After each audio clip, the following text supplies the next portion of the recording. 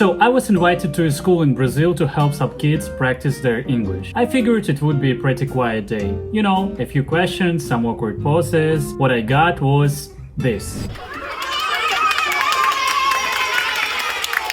My name is Pev and I'm a gringo, but maybe not the kind you're thinking of.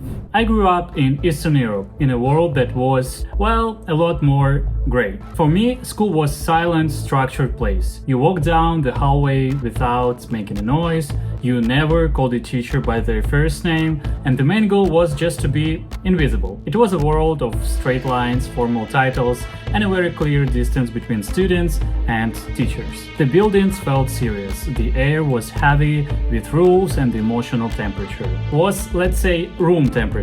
And that was on a good day. So when my friend in Brazil said, hey, the local school would love for you to come visit. The kids are so excited to meet a foreigner, and I thought, sure, why not? I packed my bag, thought up of a simple English phrases, and braced myself for a polite, but probably really shy reception. And I could not have been more wrong. Nothing prepared me for the moment I walked through the school gates. Back home, arriving at school was a quiet, solo mission. You'd slip through the doors and just vanish into the crowd. Here, my arrival was an event. The second one kid saw me, this foreigner with my light hair and totally confused expression, a ripple of excitement just shot through the schoolyard. And it started with whispers, then some pointing, and then all at once it was like a dam of pure, unfiltered joy had just burst. A wave of kids rushed towards me, not in a scary way, but with the energy of 1,000 suns. They were all smiling, all talking at once. Hello, what's your name? And gringo. And it was not an insult, it was a fact shouted with the same excitement as if they just seen a superhero land in their playground.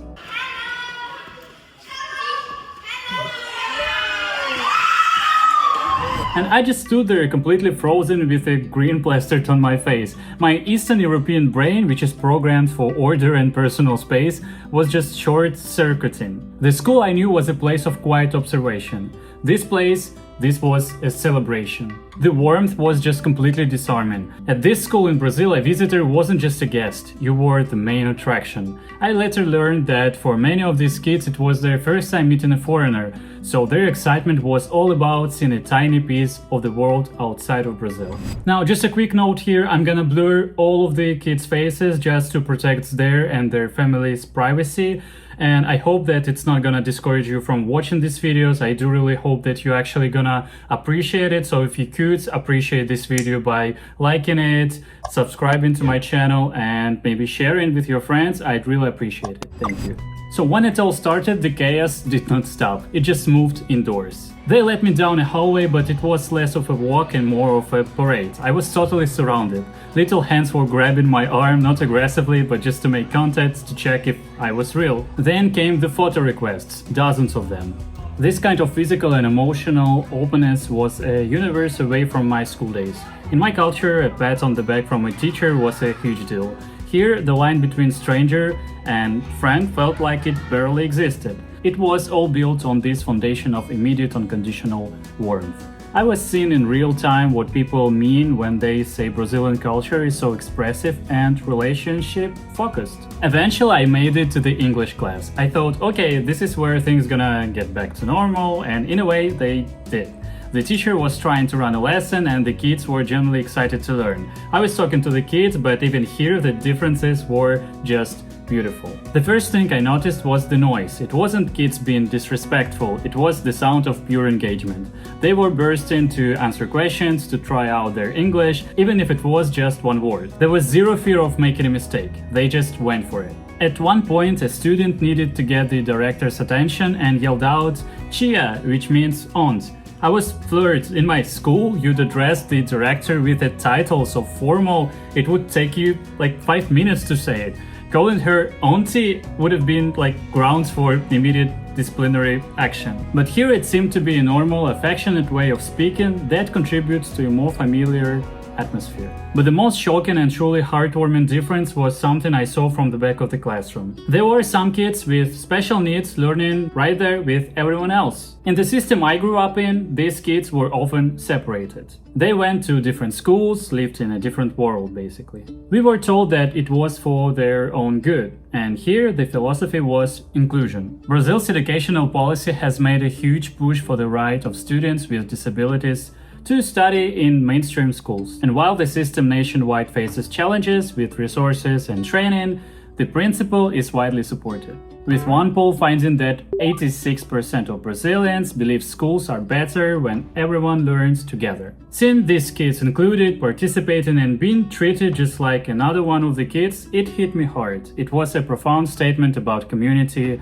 and acceptance. And amidst all the happy chaos, two little moments completely broke me like through my reserved Eastern European shell. The first one was a gift. One girl with special needs, basically she deliberately wanted to meet me first before her class, and she drew a gift for me, and it was the gift of one of my countries, Russian. Like, of course, again, just a side note, perhaps if you want to write some hate speech or something, I'm also half Ukrainian, I'm against the war, obviously, but I guess it was not really important to mention all these details. So basically, she gave me this gift, it was super cute, and I did not expect it at all. I was thinking that I'm just gonna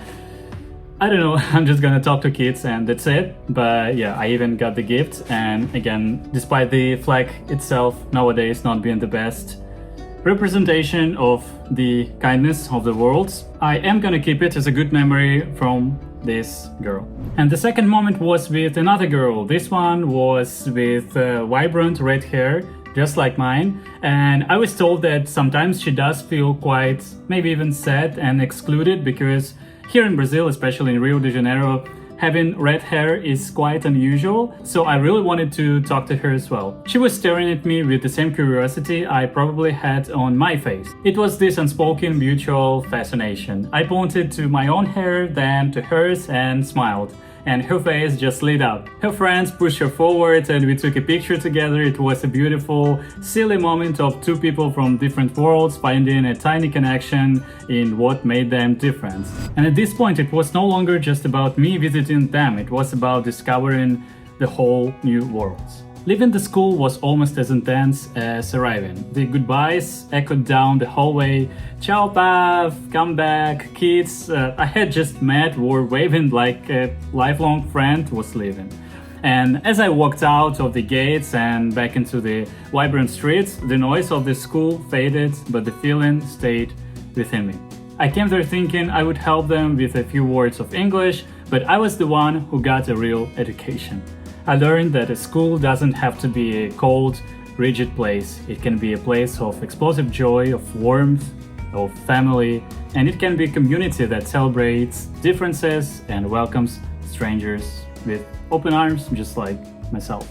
My school days in Eastern Europe taught me discipline and structure, but that day in Brazil taught me about heart.